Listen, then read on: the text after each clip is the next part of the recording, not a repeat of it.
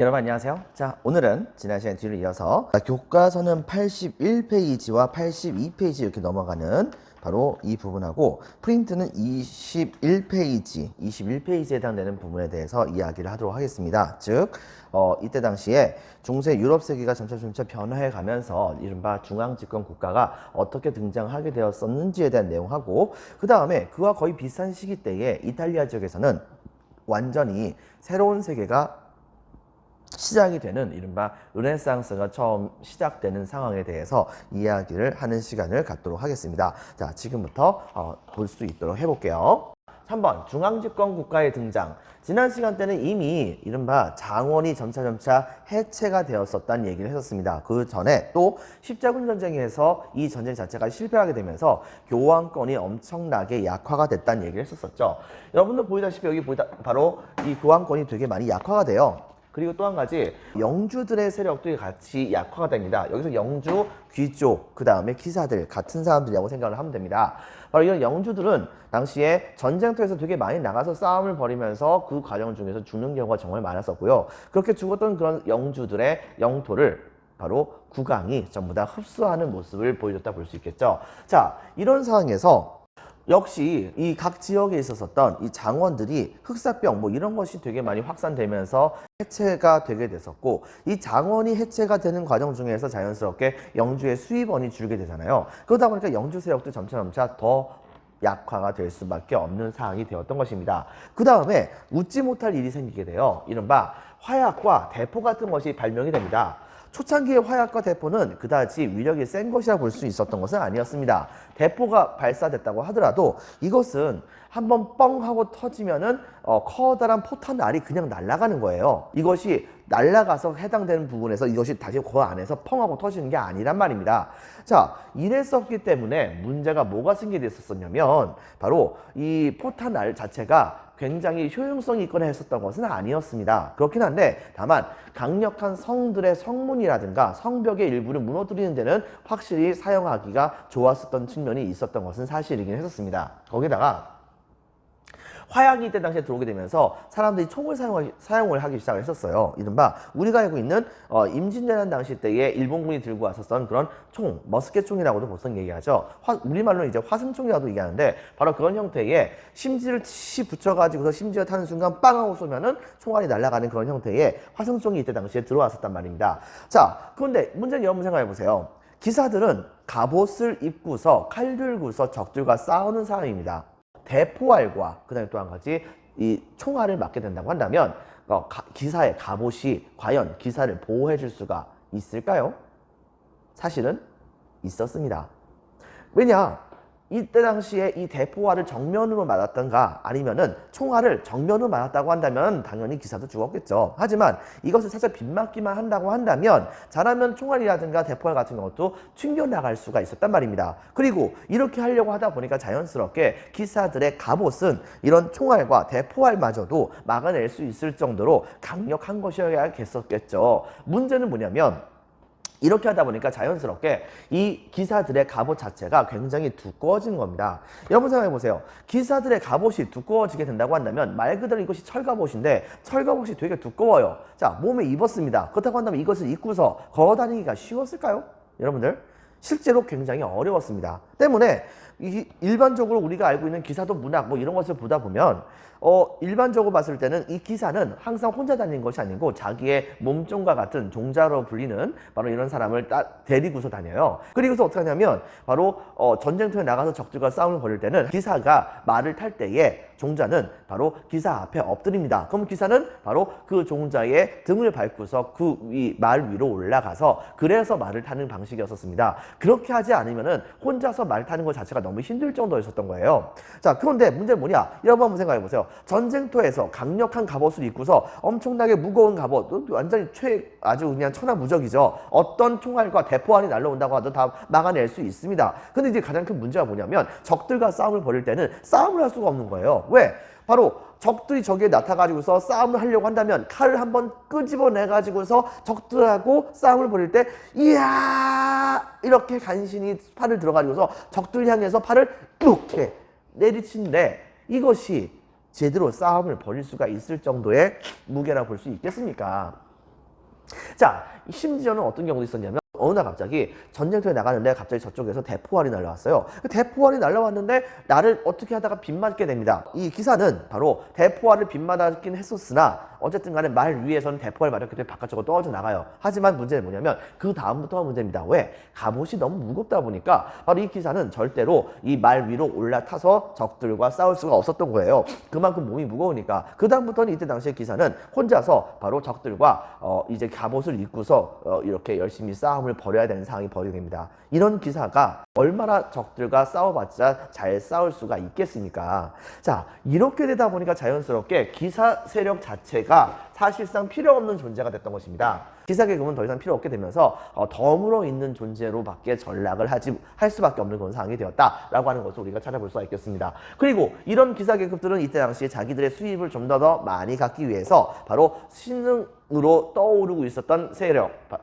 바로 도시민들을 굉장히 압박을 합니다. 때문에 도시민들은 이런 기사 계급과 같은 바로 귀족 계급들의 압박을 피해 가지고서 그 기사 계급 중에서 제일 짱인 사람에게 많은 세금을 갖다 바치죠. 그리고 바로 그 국왕 밑에 있었던 나머지 기사 세력들의 터치를 국왕이 전부 다 막아주길 원했던 것입니다. 그래서 여기서 특별장 같은 것도 받기도 했었던 거잖아요.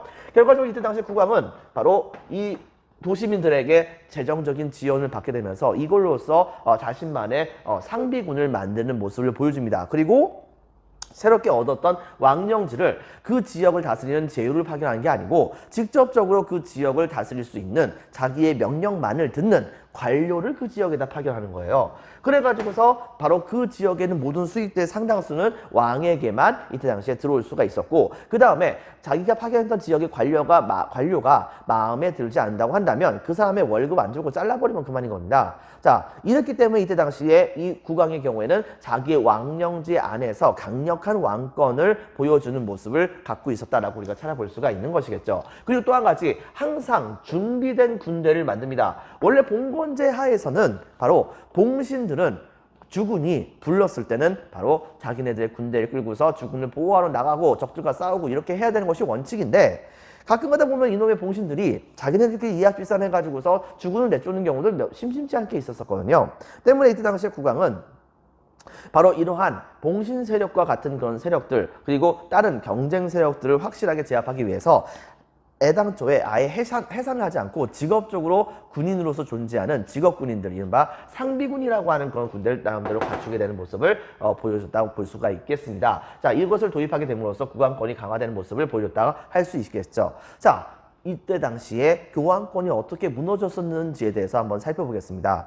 십자군 원정이 계속해서 진행됐을 때는 교황권은 최고의 절정을 구가하게 됩니다. 하지만 십자군 원정이 실패하게 되면서 그러면서 교황권은 점차 땅에 떨어지게 됐던 것이죠. 자, 이런 상황에서 14세기 초 때쯤에 프랑스 왕이었던 필립 4세가 교황청에게 도전을 하는 건 모습을 보여줬었어요. 성직자에 대한 과세라든가 이런 거에 대해서 이제 자기 마음대로 이것을 진행을 하려고 하는 모습을 보여주게 되자, 당시에 교황청 쪽에서는 프랑스 왕에게 너 함부로 그렇게 하면은 아예 파문시켜버릴 거야 이렇게 얘기하면서 다시 한번 프랑스 왕을 위협을 하는 모습을 보여줬습니다. 하지만 이때 당시 프랑스의 왕은 여기에 굴하지 않고, 나중에 우리가 배우긴 하는데 바로 삼부회라고 해요. 시민들과 그 다음에 귀족들과 성직자들이 모여가지고서 신분제 의회를 만든 다음에 거기에서 여러 가지를 결론을 내리게 만드는 일종의 의회라 볼 수 있는 것인데, 바로 이 삼부회에서 이 필리프 4세가 안건을 이야기하고 이 안건을 교회가 반대했음에도 불구하고 당시에 이들은 이 안건을 통과시키게 됩니다.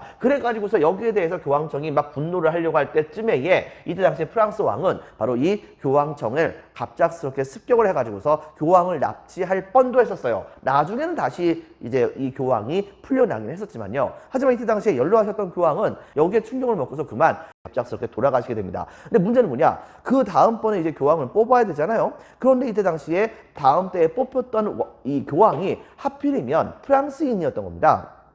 그래가지고서 당시에 굉장히 많은 그런 이때 당시에 뽑혔던 프랑스인 출신에 해당되는 교황은 아예 교황청을 비록 프랑스의 소속은 아니지만 프랑스의 남부 지역에 해당된다 볼 수 있었던 바로 이쪽 지역, 바로 아비뇽이라고 하는 곳에다가 바로 교황청을 옮겨가요. 그래가지고서 거기에서 교황청의 사물을 보는 모습을 보여주게 되었던 것입니다. 여기 보이다시피 바로 교황청이 프랑스 남부 아비뇽으로 이전했는데, 문제는 이전한 다음에 계속해서 이 아비뇽에서 교황청이 돌아가지 않는 겁니다. 근데 제일 중요한 것은 교황이 됐던 가장 큰 이유 중에 하나는 로마라고 하는 교구의 우두머리였기 때문에, 그렇기 때문에 상징성이 있었기 때문에, 그렇기 때문에 이때 당시에 교황청은 로마의 성직자는 교황으로 불렸었던 것이었거든요. 그 사람은 이때 당시 아비뇽 옮겨갔어요. 그렇다고 한다면 이것은 전체 모든 유럽의 그리스도교인들의 자존심에 대못을 받는 행위라 볼 수 있는 것이겠죠. 때문에 이때 당시 이거에 대한 비판이 되게 많이 있어가지고서 나중에 가서는 이 교황청이 아비뇽에서 로마로 다시 돌아가게 됐거든요. 하지만은 이때 당시에 아비뇽에서 새로운 교황이 또 뽑히게 되고, 여기에 반발해서 로마에서 또 교황이 뽑히게 되고, 이 둘이 막 싸우다 보니까 안 되겠다 싶어가지고서 새로운 이제 그 교회 쪽에서의 일종의 의회에 해당하는 그런 이제 모든 성직자들의 의회 같은 것이 있습니다. 이것을 일컬어서 우리는 뭐라고 부르냐면 공의회라고 하는데, 공의회가 소집이 돼서 이때 당시에 양쪽에 있는 그런 교황들을 전부 다 물러나게 하고, 그 다음에 자기네들이 새로운 교황을 뽑아가지고서, 그래서 그리스도교 세계를 하나 통일을 하려고 했는데, 나머지 양쪽에 있었던 바로 이 교황들이 스스로가 퇴위하는 것을 반대하게 되면서 이른바 유례 없이 3명의 교황이 바로 같은 시대에 같이 존재하는 이상한 시대가 되게 됩니다. 이렇게 되면서 상대방 교황 쪽에 대해서 다른 쪽에서 막 서로 엄청난 비난을 하게 되면서 말 그대로 대환장의 시대가 벌어졌다 볼 수 있겠죠. 이른바 교회의 대분열이 있게 되었었는데, 이것을 나중에 가서는 콘스탄츠 공의회에서 결과적으로는 통합을 하게 되고, 이 그리스도교의 세계를 이끄는 바로 성직자로서 교황 한 명만을 뽑게 되는 모습을 보여주게 됩니다. 이 콘스탄츠 공의회에서 바로 이 교회의 대분열 문제를 해결했거든요. 당시에 바로 이 교황청이 프랑스의 남부의 도시였었던 아비뇽 지역으로 옮겨갔었던 이 사건은 바로 그리스도교 쪽에서의 굉장한 수모라 생각했었고, 이것을 바로 고대에 있었었던 이스라엘 사람들이 바빌론이라고 하는 곳을 끌려갔었던 그 사건을 뭐라 불렀냐면 바빌론 유수라고 하거든요. 여기에 빗대 가지고서 교황청이 프랑스 남부 지역으로 옮겨갔었던 이 사건을 일컬어서 이때 당시에 중세 유럽 사람들은 아비뇽 유수라고 하면서 되게 치욕적으로 생각을 하는 모습을 보여주게 됩니다. 비록 이때 당시에 콘스탄츠 공의회를 통해 가지고서 교회가 다시 한번 하나로 통합이 되는 모습이 보여지긴 했었지만, 이미 이때는 시간이 이미 많이 지난 상황입니다. 즉 이때 당시에 교회를 믿고 있었던 많은 사람들의 믿음감이 많이 떨어진 상황에서 이때 당시에 교회는 소잃고 외양간 고치기와 같은 그런 이제 신세를 한탄해야 되는 상황이 되었다고 우리가 볼 수가 있겠습니다. 결과적으로는 교황의 권위가 약화되는 모습이 보여졌다는 것을 기억을 해주고요. 그 다음에 3번. 백년전쟁이 있습니다. 자, 백년전쟁에서는 프랑스 왕위 계승권의 문제로서 영국과 프랑스가 서로 싸움을 벌였던 사건이었어요.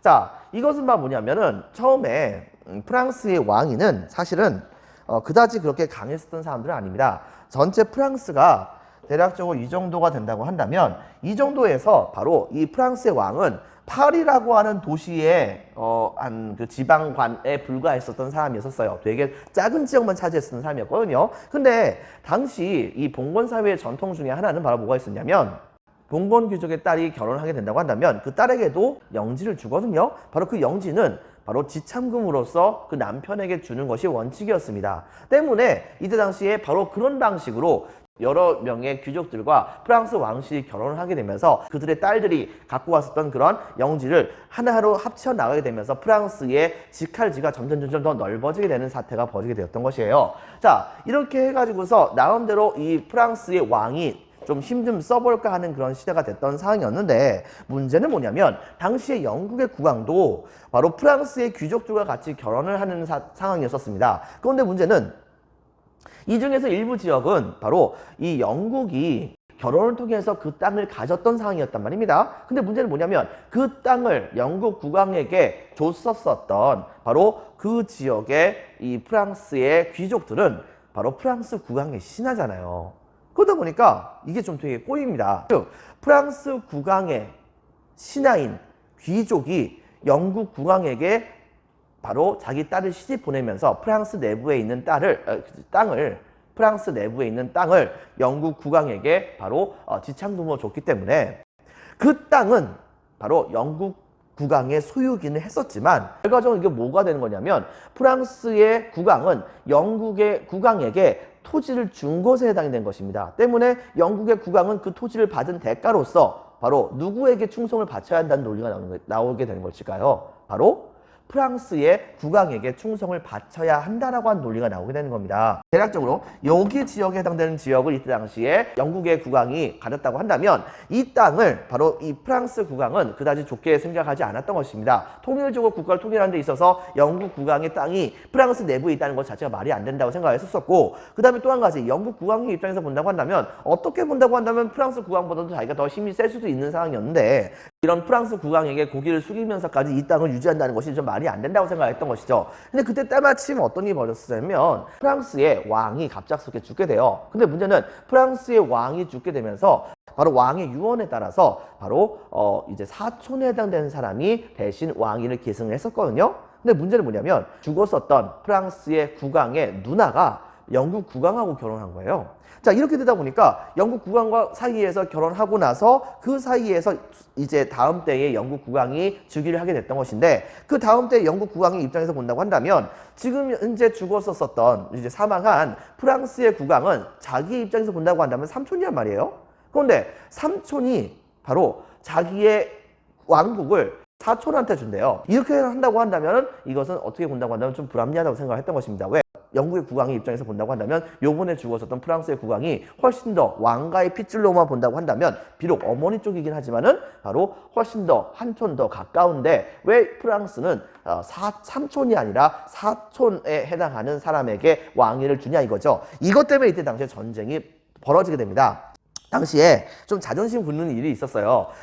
이때 당시에 프랑스는 바로 이 땅을 확실하게 프랑스의 영토를 갖기 위해서 바로 영국 국왕에게 편지를 보냅니다. 자, 영국 국왕이요. 그대가 만약에 이 토지를 유지하려고 한다면 봉건제도의 원칙에 따라서 당신은 나에게 충성을 바쳐야 된다. 그러니까 충성 맹세를 하도록 해라. 라고 얘기합니다. 그래가지고 이때 당시에 영국 국왕은 어쨌든 간에 바로 이 땅을 유지하기 위해선 당장은 충성 맹세를 해야 된다고 생각했기 때문에 바로 문서로서 이때 당시에 프랑스 국왕에게 충성을 하겠다는 약속을 하죠. 근데 이제 문제가 뭐가 생겼냐면 이때 당시 프랑스 국왕이 야, 충성 맹세하려면 확실히 해야지. 왜 문서가 와가지고서 나한테만 이렇게 맹세하는 척만 하냐?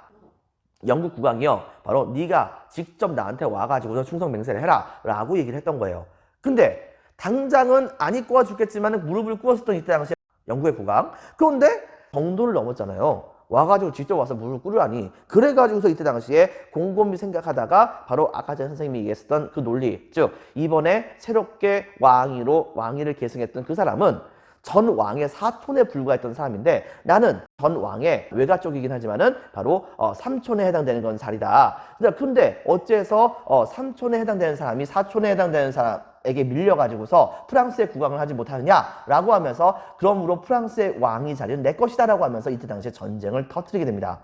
이 전쟁은 별거 아닐 줄 알았어요. 그런데 문제는 뭐냐? 영국의 국왕의 군대가 너무 잘 싸웠던 겁니다, 여러분들. 자, 이렇게 되게 되면서 당시에 이 프랑스의 군대는 속절없이 영국군에게 완벽하게 다 밀리게 됩니다. 거기에다가 이때 당시에 프랑스에 자랑하던 기사 군단들도 영국의 장군병에게 완벽하게 밀리게 되면서 사태는 굉장히 심각하게 이 프랑스에게 불리하게 되죠. 그리고 몇 대에 걸쳐 가지고서 이 전쟁이 벌어지고 있었었는데 이때 당시에 영국의 국왕의 아들이었었던 이른바 이제 별명이 이제 흑태자예요. 흑태자라고 하는 사람이 이때 당시에 군대를 끌고 가가지고서 프랑스의 군대와 대판 붙었었습니다. 근데 하필이면 그 프랑스의 군대가 바로 프랑스의 국왕이 이끌고 있었던 군대였다는 것이죠. 이 전투에서 그만 흑태자가 대승을 거둡니다. 그래가지고 이 싸움에서 그만 이 흑태자는 바로 이 프랑스의 국왕을 잡아버려요. 잡아버린 다음에 그 다음에 이때 당시에 영국으로 데려가는 그런 일까지도 벌이기도 했었습니다. 당시 프랑스 쪽에서는 프랑스의 국왕을 바로 석방해준 대가로서 뭘 원하느냐라고 얘기했는데 문제는 영국의 국왕 쪽에서 바로 프랑스에게 요구했던 그런 금액이 너무 크다 보니까 결국은 프랑스가 자신의 국왕을 이제 구원을 못 해줍니다.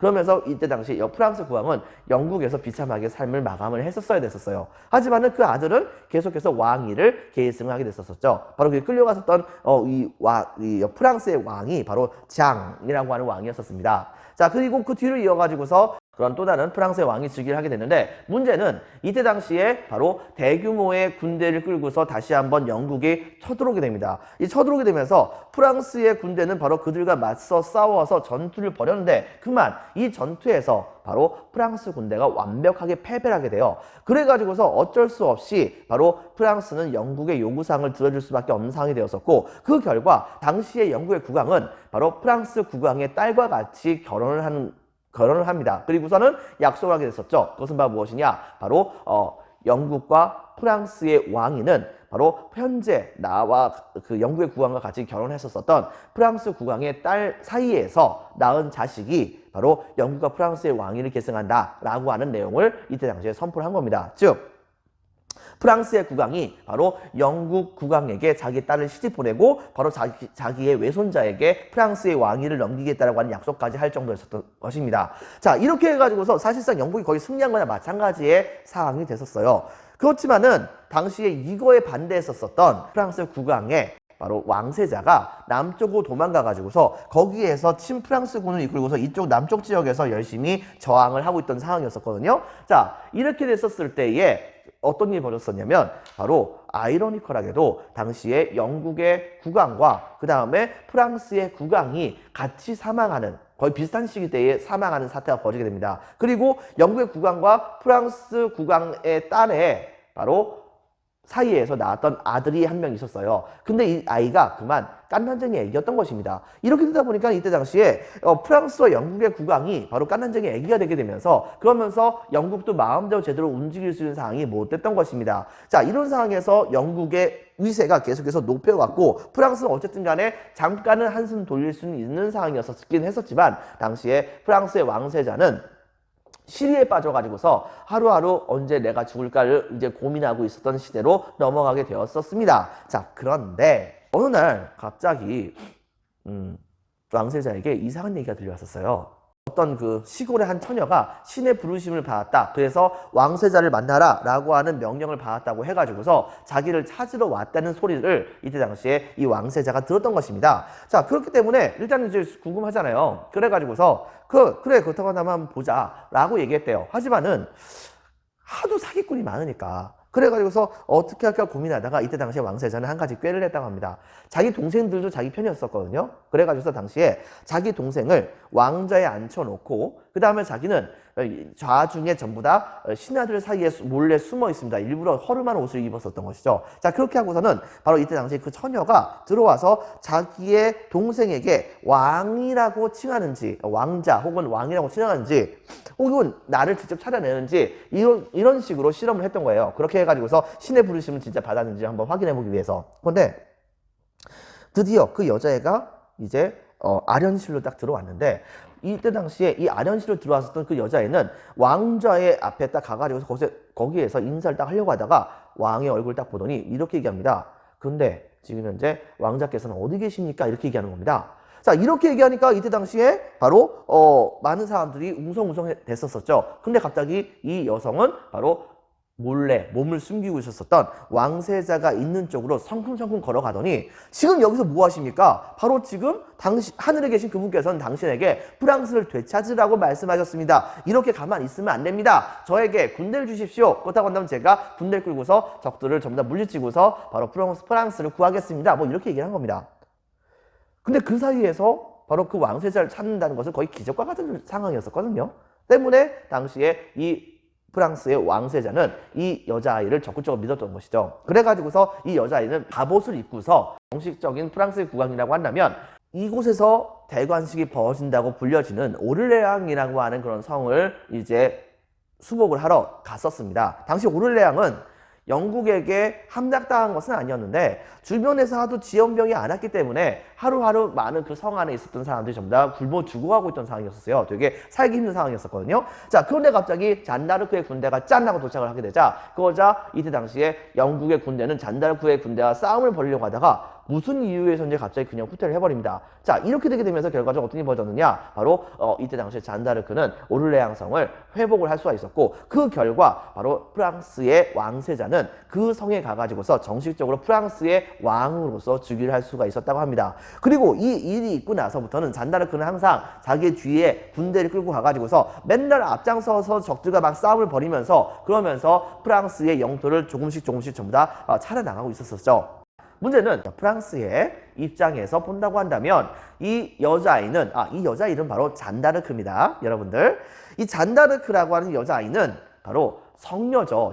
신께서 보내주신 분이니까. 근데 영국의 입장에서 본다고 한다면 자신들의 의도를 신이 거부한 거나 마찬가지인 거잖아요. 그러다 보니까 자기네들은 그걸 믿을 수 없었기 때문에 이 잔다르크를 악녀라고 얘기했습니다. 혹은 마녀라고 칭했었던 것이죠. 자, 때문에 바로 이 잔다르크를 제거하기 위해서 그렇게 노력을 많이 했었다고 합니다. 그러던 어느 날 바로 이때 당시에 잔다르크가 어떤 성을 지키고 있었었는데 갑자기 저쪽 바깥쪽에서 영국군이 쳐들어오게 됩니다. 그래가지고서 이때 당시 잔다르크는 그들과 싸우다가 안 되겠어 가지고서 바로 자기를 따르고 있었던 부대를 전부 다 안쪽으로 들여보낸 다음에 자기가 끝까지 나와가지고 적들과 열심히 싸우다가 맨 마지막에 자기가 직접적으로 성 안으로 딱 들어오려고 했었는데, 근데 문제는 뭐가 생겼느냐? 자기가 말을 타고서 드디어 성으로 넘어가려고 하는 순간 갑작스럽게 성문이 확 하고 올라가 버린 거예요. 여러분들, 이것은 무엇이냐? 성문 안에서 바로 이 잔다르크를 이 영국군에게 팔아넘기려고 했었던 내통 세력이 있었던 것입니다. 결과적으로 잔다르크는 이렇게 해가지고서 영국군에게 잡혀갑니다.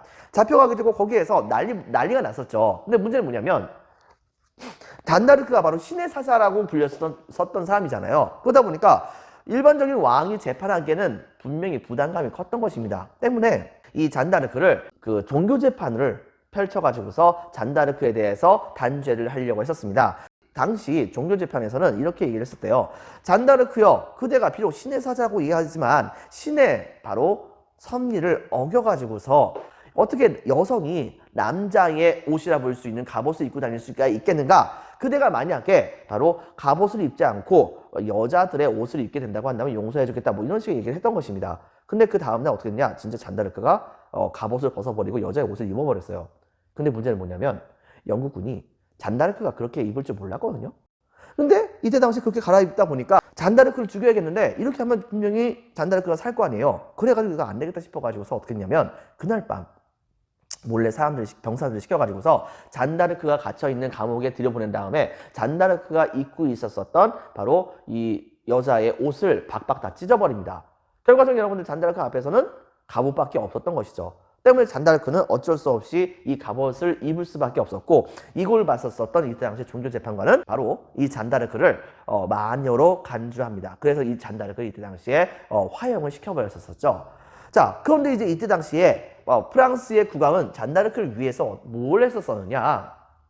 사실은 잔다르크를 구하기 위해서 나름대로 모금을 많이 했었어요. 몸값을 줘가지고서 잔다르크를 되찾아 오려고 했었던 것이죠. 그렇긴 한데 문제는 뭐냐면 이렇게 해서 모금을 했었던 모금액이 너무 많은 거예요. 그러다 보니까 좀 아까웠던 겁니다.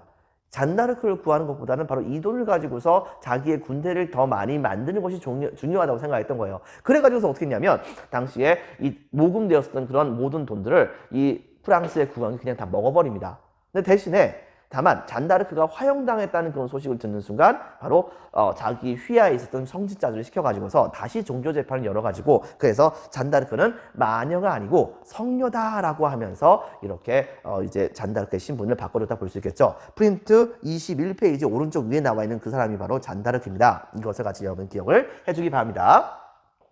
자, 그 다음에 여러분들, 자, 잔다르크의 등장으로 결과적으로 프랑스가 최종적으로 승리를 하게 되었었고, 이 싸움 끝에 많은 귀족들이 죽게 되면서 그 귀족들의 영토는 전부 다 왕이 갖게 되었습니다. 그 결과 왕권이 역시 강화되는 효과가 있게 되었다라고 하는 것을 우리가 찾아볼 수 있습니다. 이 전쟁 끝의 머리에서는 칼레라고 하는 지역을 제외하고서 나머지 모든 지역들은 프랑스 국왕이 차지하게 되는 상황이 벌어지게 되었던 것입니다. 그렇게 되면서 영국 국왕은 더 이상 프랑스에 대해서 간섭을 할 수가 없는 상황이 되었던 것이죠. 그 다음에 네 번째 장미전쟁에 대해서 한번 살펴보겠습니다. 장미전쟁의 경우에는 영국의 왕위 계승권 문제로 내전이 벌어졌던 상황이었습니다. 영국의 왕위 계승권의 문제가 벌어지게 됐었는데요. 유력했던 이때 당시에 국왕이 돌아가시게 되자 바로 국왕 그 사람이 이제 후손이 없었단 말이에요. 그러다 보니까는 유력한 왕족 가문들끼리 서로 자기네들이 왕위를 계승하겠다고 싸움을 벌였는데 내전을 벌였었던 것이죠. 하나는 빨간 장미를 가문의 문장으로 사용하는 랭카스터 가문, 그 다음에 하얀 장미를 가문의 문장으로 생각을 하는 바로 요크 가문이라고 하는 가문이 서로 번갈아 가면서 왕위를 계승하고 자기네들끼리 치열한 전투를 벌이고 있던 상황이었습니다. 문제는 이 전쟁이 무려 30년 동안 있었다는 거예요. 이러다 보니까 이 싸움 때문에 이때 당시에 국가가 되게 피폐했을 것 같지만 사실은요, 전쟁을 했을 때 귀족들끼리는 암암리에 서로 약속한 것이 있었습니다. 즉, 딴 건 몰라도 농민들이라든가 도시 같은 것은 최대한 건드리지 않으면서 자기네들끼리 바로 이제 권력 다툼을 벌이자고 얘기했던 것이에요. 그러다 보니까 귀족들끼리 서로 피튀기의 싸움을 벌이긴 했었지만 일반 백성들과 그 다음에 도시민들의 경우에 그다지 피해를 많이 받지는 않았던 상황이 되었던 것입니다. 자, 이렇게 되게 되면서 30년 동안의 그런 싸움이 계속해서 벌어졌는데 문제는 아무리 그렇다고 하더라도 정치가 하나로 단결되어야지 국가가 제대로 운영이 될 수가 있는 것인데, 그런데 이때 당시에 이렇게 서로가 싸움을 벌이게 되다 보니까 국가가 제대로 돌아갈 리가 없잖아요. 그래가지고서 이때 당시에 바로 이 시민들과 그 다음에 농민들은 전부 다 이 왕가의 가문들끼리의 전투에 대해서 넌덜머리를 내고 있었습니다. 이 결과 어떤 일이 벌어졌냐? 맨 마지막에 가서는 바로 랭카스터 가문이 결과적으로 승리를 해요. 그럼 랭카스터 가문의 바로 이 헨리 7세가 바로 왕위를 계승을 하긴 하는데, 이 사람은 이때 당시에 뭐라고 얘기했냐면, 비록 내가 이번에 이겼다고 하더라도 다음번에 요크가가 또 승리를 할 수도 있는 거잖아요. 때문에 이 두 개의 가문을 하나로 화해를 시켜야 한다라고 주장하면서 당시에 바로 요크 가문의 바로 유력한 이제 귀족의 딸과 같이 결혼을 합니다. 결과적으로 여러분들 바로 요크 가문의 백장미와 그 다음에 랭카스터 가문의 붉은 장미가 하나로 합쳐진 것이라 볼 수 있겠죠. 여러분들 이렇게 해가지고서 만들었었던 그 왕조는 여러분들 함께 만든 왕조입니다. 함께 영어로 하면 투게더죠. 바로 투게더라고 하진 않았지만 이때 당시에 그래서 만들어진 왕조를 일컬어서 우리는 튜더 왕조라고 얘기를 합니다. 이 튜더 왕조가 이때 당시에 등장하게 됐던 것이죠. 그리고 이 귀족들끼리 싸움을 벌이다 보니까 귀족들끼리 제거가 됐어요. 귀족들끼리 제거되니까 그 땅들은 전부 다 왕권이 되는 것이고, 그 결과 왕권이 그만큼 강화가 되는 효과가 있게 되었다라고 하는 것을 우리가 찾아볼 수가 있겠습니다. 그 결과 본다고 한다면 첫 번째, 이 전쟁이 벌어지는 과정 중에서 프랑스는 결과적으로는 온전하게 지금 현재 우리가 알고 있는 프랑스의 거의 대부분을 장악을 합니다. 그러면서 이 지역에 있던 사람은 기본적으로 프랑스의 사람들이다라고 하는 생각을 갖게 됐었어요. 영국의 경우에는 영국뿐만이 아니고 프랑스 일부 영토까지도 왕이 신경을 썼기 때문에 통일적으로 국가를 다스리지 못했었단 말입니다. 근데 프랑스에게 쫓겨났잖아요. 근데 이것이 어떻게 본다고 한다면 영국의 입장에서는 전화위복이 됐던 것이에요. 즉 영국은 영국 안에 대해서만 관심을 가질 수 있게 되면서 그것의 결과 바로 영국과 프랑스가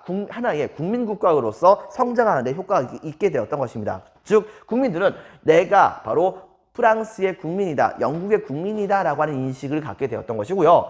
때마침 이 전쟁 과정 중에서 귀족들끼리 싸움을 벌이게 되면서 봉건 귀족이 몰락을 하게 됩니다. 그리고 바로 그 땅을 왕들이 차지하게 되면서 왕권 강화가 있게 되었다. 그것은 바로 왕을 중심으로 했었던 중앙집권 국가가 성립해서 점차 성장을 해나가는 효과가 있게 되었다라고 하는 것을 우리가 찾아볼 수가 있는 것이겠습니다. 자, 그래서 내용을 보면 다음과 같습니다. 별표 2개. 동그라미 1번. 자, 동그라미 1번. 교황권. 빈칸에 적겠습니다. 교황권의 약화. 동그라미 2번.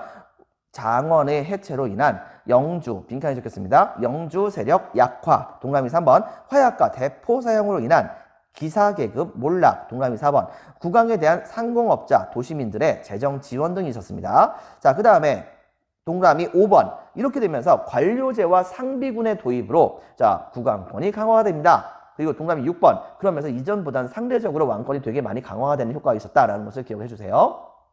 이 배경이 별표 2개입니다. 대표적으로 동그라미 2번에는 별표 하나, 사건 중에 하나가 바로 아비뇽 유수. 14세기 초 교황이 프랑스 왕에 의해서 통제되어 교황청을 프랑스 남부 아비뇽으로 옮기게 됩니다. 그 다음에 이후에 거기까지 밑줄 쳐줍니다. 나중에 가서는 로마로 이제 교황이 복귀했었으나 다시 한번 아비뇽과 로마 양쪽에서 교황이 선출되고 또 다른 데서 또 선출되고 하면서 교회가 대분열이 일어났다가 적겠습니다. 교회가 빈칸에 적겠습니다. 대분열. 그러다가 이것을 바로 하나로 이제 교회를 통합시켰었던 그런 공의회, 교회 쪽에서의 의회와 같은 존재라 보면 됩니다. 바로 성직자들이 모여가지고서 서로 협의를 보았었던 대회의 기구라 볼 수 있겠죠. 바로 이 콘스탄츠라고 하는 곳에서 공회가 있게 되면서 이것이 전부 다 어느 정도 봉합이 되게 됐습니다. 별표 하나, 동감이 3번에 100년 전쟁. 100년 전쟁 미소칩니다. 영국과 프랑스의 왕위 계승권 문제로 발생했었습니다. 바로 누가 등장했었느냐? 잔다르크. 잔다르크의 등장으로 동그라미 1번 프랑스가 승리하고 동그라미 2번 왕권이 강화가 됩니다. 자, 별표 하나, 장미전쟁에서는 영국 내 왕위 계승권 문제로 발생했었는데 동그라미 1번 헨리 7세가 이것을 결과적으로 하나 통합을 하게 되면서 두 가문을 합쳐서 빈칸을 적겠습니다. 튜더 왕조 성립. 튜더 왕조 성립, 동그라미 2번 왕권 강화에 효과가 있었다. 자, 결과 역시 별표 하나 칩니다. 이것의 결과 바로 영국인은 이때부터 나는 영국인이다. 프랑스인도 마찬가지로 나는 프랑스인이다 라고 하는 말을 할 수 있을 정도로 동그라미 1번 국민의식이 성장하게 됩니다. 동그라미 2번 바로 봉건제후가 몰락하죠. 동그라미 3번 왕권이 강화됩니다. 그 결과 빈칸에 적겠습니다. 중앙집권국가 성장. 자, 그 다음에 드디어 5번 르네상스와 종교개혁에 대해서 이야기를 좀 하도록 하겠습니다. 자, 먼저 본다고 한다면 이놈의 르네상스라고 하는 그런 시기는 기본적으로 봤을 때 알프스 이북과 알프스 이남의 르네상스로 나뉘어서 얘기할 수가 있어요. 알프스 이남의 르네상스라고 한다면 바로 이탈리아 북부 지역에 바로 알프스 산맥이 있거든요. 여기 밑에 지역에서 있었던 그런 이제 문화의 발전이라 보면 됩니다. 이것이 일어났었던 그 대표적인 그런 상황은 다음과 같이 우리가 얘기할 수가 있습니다. 먼저 등장에서는 14세기 때쯤에 이탈리아에서 이른바 르네상스가 일어나죠.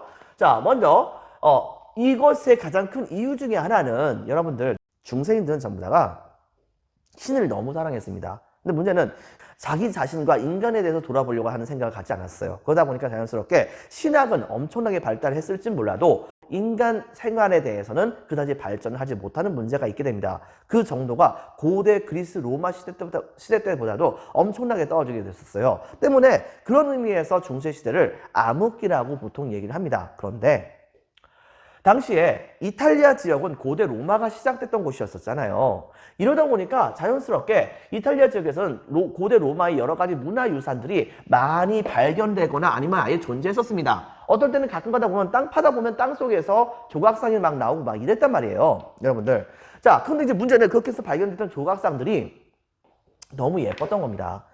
자, 여러분들. 자, 교과서 82페이지, 그 다음에 프린트 22페이지에 나와 있는 그림처럼 말이죠. 바로 고대 그리스 로마 시대 때 만들었던 그림 같은 경우에는 바로 여기 보이다시피 뭔가 생동감 있게 만듭니다. 바로 여기 보이는 생동감 있게 만든 이 그림 자체는 바로 고대 그리스 로마 시대 때 만들었었던 미의 삼여신을 그린 것입니다. 중세도 마찬가지고 그 다음에 바로 르네상스 시기도 마찬가지예요. 그런데 고대는 그렇게 그려놨는데 중세 시대 때는 뭔가 좀 미의 삼여신인데 되게 뻣뻣하게 그려놓지 않았나요? 그 다음에 르네상스 시기를 딱 보면은 이걸 봤을 때 오히려 중세하고 르네상스 시기가 약간 비스무리한 시기라고 얘기할 수가 있겠습니까? 하지만은 고대 로마 시대 때와 그 다음에 르네상스 시기 때의 그림은 바로 거의 비슷한 인간에 좀 더 집중해서 세밀하게 자연스럽게 그리려고 하는 모습이 있었다는 것을 우리가 찾아볼 수가 있겠죠. 자, 그렇기 때문에 이때 당시에 본받을 수 있는 거리가 존재했었기 때문에 그렇기 때문에 이탈리아 지역에서 르네상스가 제일 먼저 일어났다고도 볼 수가 있겠습니다. 바로 이 르네상스라고 하는 것 자체의 뜻은 바로 부흥, 재생이라고 하는 것을 의미합니다. 때문에 이 부흥과 재생을 의미하는 르네상스가 시작되었다는 것은 바로 르네상스 사람들이 당시에 고대 그리스와 로마의 문화들을 부흥시키거나 혹은 재생시키려고 노력했다는 그런 측면이 있었다는 것을 우리가 찾아볼 수가 있는 것이겠죠. 자, 그 다음에 두 번째. 아무리 그런 것이 많이 있다고 하더라도 돈이 많이 있어야 그런 것을 그려보거나 그런 조각 같은 것을 만들어 볼 여유가 있어야 되는데 당시에 지중해 무역으로 인한 경제적 번영이 바로 이탈리아 북부 지역에 되게 많이 있었습니다. 즉 이탈리아 북부 지역에 있던 여러 개의 도시국가들은 당시에 지중해 무역에서 오스만 투르크와 같은 그런 나라에게서부터 동방의 물건을 수입을 한 다음에 그것을 유럽 전체에다가 보내는데 되게 활약을 많이 하게 됩니다. 당연히 전체 유럽으로 들어오는 대부분의 동방 물건들은 바로 이탈리아 북부 지역을 통과할 수밖에 없게 되면서 그 결과 이탈리아 북부 지역에 있던 도시국가들은 중개무역의 이익을 엄청나게 똑똑하게 많이 보게 됩니다. 이렇게 되다 보니까 자연스럽게 이들의 경우에는 지중해 무역으로 인해 가지고 경제적인 번영을 이룰 수밖에 없었던 것이죠. 그리고 또 한 가지, 때마침 이제 이슬람교를 믿고 있었었던 오스만 튀르크란 나라에게 비잔틴 제국이 멸망을 당하게 되거든요. 근데 비잔틴 제국의 그런 여러 크리스교를 믿는 학자들의 경우에는 바로 오스만 튀르크의 통치를 받는 거에 대해서 굉장한 부담감이 많이 있을 수밖에 없는 것이겠죠. 그렇기 때문에 그들은 고대 그리스부터 로마 시대까지 연결되어 있었던 여러 가지 그리스와 로마의 유물들을 대거 자기네들이 챙겨가지고서 가장 그나마 가까운 크리스트교 국가에 있었던 이탈리아 제국으로 망명을 하게 됩니다. 망명을 해서 이걸 딱 보여줬는데 문제는 이미 서유럽 지역에서는 그런 유물들이 옛날에 없어졌던 상황이었었던 거예요. 그런데 바로 완전히 잃어버렸었던 아리스토텔레스와 뭐 플라톤, 뭐 소크라테스 뭐 이런 사람들의 그 다음에 그 외에 여러 그리스의 철학자들과 그 다음에 문학가들의 작품들이 대거 이탈리아 지역으로 들어오게 되자 이 지역에 있던 엘리트들은 눈이 휘둥그레질 수밖에 없는 상황이었던 것이죠. 자, 그래가지고서 이들은 이때 당시에 바로 이것을 가지고서 거기에 쓰여 있었던 바로 그렇게 해서 넘어왔었던 그리스의 그 다음에 로마의 여러 걸작들을 보다 보니까 현재 그때 당시에서의 현재 중세시대 때의 바로 인간의 생활과 관련된 내용들과 비교해서 봤을 때는 택도 없이 그 고대 그리스 로마의 문화적 수준이 훨씬 더 높았던 겁니다. 여기에 이탈리아의 엘리트들은 완전히 혹해지게 된 거죠. 즉 비잔틴 제국의 명명학자들이 바로 자기네들의 고전을 이탈리아로 갖고 가려 연구를 하게 되면서 여기에 충격을 먹었었던 많은 이탈리아 엘리트들이 바로 고대 그리스를 본따려고 노력을 하게 되었던 것입니다. 대표적인 그 근본 정신은 다음과 같이 우리가 얘기할 수 있어요. 첫 번째, 인간 중심적인 바로 인문주의라고 얘기할 수 있습니다. 모든 것을 인간에다 초점을 맞춘 겁니다. 신은 이제 더 이상 이제 생각을 많이 하지 않아요. 자, 이렇게 되면서 기본적으로 봤을 때 그 인간의 개성과 그 다음에 그 인간에게 주어진 능력이라고 하는 것을 매우 중요시 여겨서 썼네요. 이것은 기본적으로는 원래 그리스와 로마의 문화 자체가 인간에게 관심을 많이 갖는 거였었잖아요. 특히 그리스 같은 경우에도 보면은 신들마저도 인간의 모습으로까지 다 만들어 버렸었잖아요. 자, 이러다 보니까 인간 중심의 문화를 갖고 있었던 그리스와 로마의 문화를 그대로 본따 가지고서 이 르네상스 시대 때 계속해서 재생을 하려고 하는 모습을 보였고요. 그 다음에 학문들도 전부 다가 바로 인간 중심으로 보려고 하는 생각을 갖게 됩니다. 그리고 이런 과정 중에서 자연스럽게 신중심이었었던 중세시대 때 사람들의 관념에서부터 탈피하는 모습을 보여주게 됩니다. 대표적인 특징 중에서 하나는 뭐가 있었냐면 여기 보다시피 그리스, 로마 문화를 바탕으로 해서 인간의 삶과 개성을 표현을 하려고 하는 이제 모습을 보였던 것이고요. 대표적인 사례에서는 다음과 같은 걸 우리가 찾아볼 수가 있어요. 미술적인 측면에서는 첫 번째, 레오나르도 다빈치가 그렸었던 눈썹 없는 여인, 바로 모나리자 같은 그런 그런 그림과 그 외에도 이제 되게 많이 있습니다. 미켈란젤로 같은 경우에도 다비드상이라고 하는 생동감 있어 보이는 조각상 같은 것을 많이 만들기도 했었죠. 자, 여기에서는 거기 나와 있는 모습을 보면은 성스럽게 그리려고 했던 것이 아니고 있는 그대로 그러면서 굉장히 자연스럽게 그리려고 하는 모습을 보여주게 됩니다. 결과적으로 인체의 아름다움과 그 다음에 실제 있었던 사물들의 진짜 모습에 가깝게 이상적인 것이 아닌 진짜 모습에 가깝게 사실적으로 표현하려고 하는 그런 특징이 있었습니다. 이런 것이 있었다는 걸 여러분 반드시 기억을 해주고요. 자, 문학작품에서는 바로 페트라르카라고 하는 건 사람이 있었어요. 여러분 혹시 그거 아는지 모르겠는데 고대 사회에서 봤을 때에 동아시아 지역에서 이른바 엘리트들이라고 한다면은 기본적으로 알고 있었던 문자가 있었습니다. 그게 혹시 뭔지 알까요? 여러분들? 그것은 바로 한자였습니다. 당시에 유럽에서는 이 한자와 같은 위치에 있는 언어가 바로 고대 로마의 언어였었던 라틴어였었어요.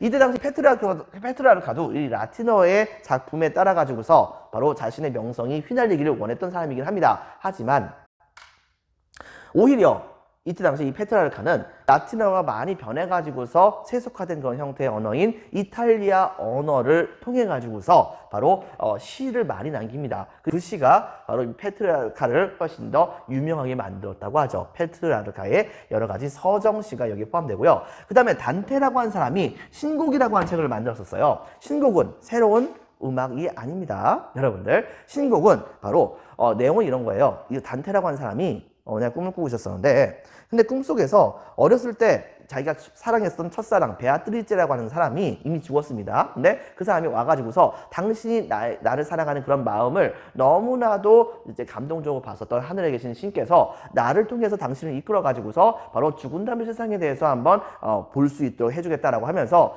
제일 먼저 지옥에서부터 그 다음에 연옥, 그 다음에 천국에 이르기까지 모든 지역들을 돌아다니면서 바로 이 단테가 구경할 수 있도록 해줬다고 합니다.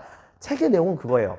근데 이제 문제는 뭐냐면 그것을 이 단테가 머릿속에서 상상해가지고서 글로 쓴 것이겠죠. 근데 그 내용에서는 썩어 빠졌던 교회에 대한 비판 같은 것들도 되게 많이 있었다고 합니다. 그리고 자기가 생각했을 때는 굉장히 안 좋다고 생각했던 사람들에 대한 정치적인 바로 이제 공격도 서슴지 않았었던 측면이 있기도 했었습니다. 하지만 그럼에도 불구하고 이 단테라고 하는 사람의 신곡이라고 하는 책은 중세시대 때 사람들의 이제 세계관에 대해서 우리가 알아볼 수 있는 매우 중요한 사료라고 볼 수 있는 것이겠죠. 단테의 신곡 반드시 기억해 주세요. 자, 그 다음에 또 한 가지는 보카치오라고 하는 사람이 있습니다. 이 보카치오라고 하는 사람은 이때 당시에 데카메론이라고 하는 책을 만들었어요. 이 사람은 이때 당시에 흑사병이 돌아가지고서 도시에 있는 사람들이 거의 떼죽음을 당하는 상황이 되었을 때 이 흑사병을 피해서 시골로 도망갔었던 젊은 남녀들이 한밤중에 모여가지고서 자기네들의 이야기를 하는 장면을 바로 일종의 그 책으로 만든 것입니다. 때문에 평범한 사람들의 이야기를 전달한 것이라 볼 수 있겠습니다. 바로 이 평범한 사람들의 이야기, 그 다음에 세속적인, 라틴어를 떠나서 세속적인 그런 언어로서 이제 쓰여진 여러 가지 글들이 이때부터 되게 많이 활발하게 이제 많이 만들어졌다 볼 수 있고요. 그 다음에 건축이라고 하는 부분에서는 그리스식의 기둥이 있어요. 거기에다가 플러스 바로 로마식의 아치를 같이 짬뽕을 시켜요. 그래가지고서 바로 여러 가지 건축물들을 많이 만들었으니 대표적인 것 중에 하나가 바로 여기 보이는 피렌체 대성당 같은 것이 여기에 포함이 된다 볼 수가 있겠습니다. 자, 그래서 내용을 보면 다음과 같습니다. 먼저 볼게요. 1번. 등장에서는 14세기 무렵 빈칸에 적혔습니다. 이탈리아. 자, 동그라미 2번에 배경에서는 동그라미 1번 이탈리아의 고대 로마의 문화유산이 많이 간직되었다는 점. 동그라미 2번 지중해 무역으로 인해서 경제 번영이 일어났다는 점. 동그라미 3번 빈칸에 적혔습니다. 비잔티움 제국. 자, 비잔티움 제국 멸망으로 망명한 학자들의 고전 문화 연구가 많았다는 점. 자, 별표 한 개 반. 자, 근본 정신에서는 동그라미 1번 인간 중심적인 인문주의. 인간의 개성과 능력을 존중하는 인문주의 사상이 되게 활성화됐다는 점. 동그라미 2번. 그리스와 로마의 문화를 계승했다는 점. 그리고 동그라미 3번. 신보다는 인간 중심으로 학문의 관점이 변하면서 박스 치겠습니다. 신 중심의 세계관이 탈피가 됐다는 점이 굉장히 중요합니다. 자, 별표 2개. 특징에서는요. 동그라미 1번. 그리스 로마 문화를 바탕으로 동그라미 2번. 인간의 입장에서 인간다운 삶과 개성을 표현하려고 했었습니다. 대표적인 것 중에 하나가 바로 미술에서는 레오나르도 다빈치, 바로 모나리자를 만들었던 사람이었었죠. 그 다음에 미켈란조 같은 경우에는 바로 다비드상이 있었었는데 이제 오른쪽에 보이는 그 더 유명한 천지창조 같은 경우에도 바로 이 미켈란젤로의 그런 대작이라 볼 수 있겠습니다. 여기에서 제일 중요한 것은 사람의 모습을 있는 그대로 자세하게 잘 그려놨다 볼 수 있기 때문에 인체의 아름다움과 사물을 사실적으로 표현했다는 점에서 중요하다 볼 수 있겠습니다. 이 특징 자체가 매우 중요합니다. 별표 자체가 별표 2개예요. 전부 다가. 자, 그 다음에 동그라미 1번 문학에서는요. 동그라미 1번 페트라르카 서정시가 유명했고 동그라미 2번 단테의 신곡, 동그라미 3번 보카치오의 책이 이름이 뭐였었죠? 바로 데카메론 어입니다. 둘 다. 자, 데카메론 등 이것은 바로 평범한 사람들의 이야기였었고 건축에서는 그리스식의 기둥과 로마의 아치 그리고 대표적인 사례가 피렌체 대성당 같은 것이 있었다라고 하는 것을 여러분들이 기억을 해주기 바랍니다. 자, 여러분들 수고 많으셨습니다. 오늘 여기까지 할게요. 감사합니다.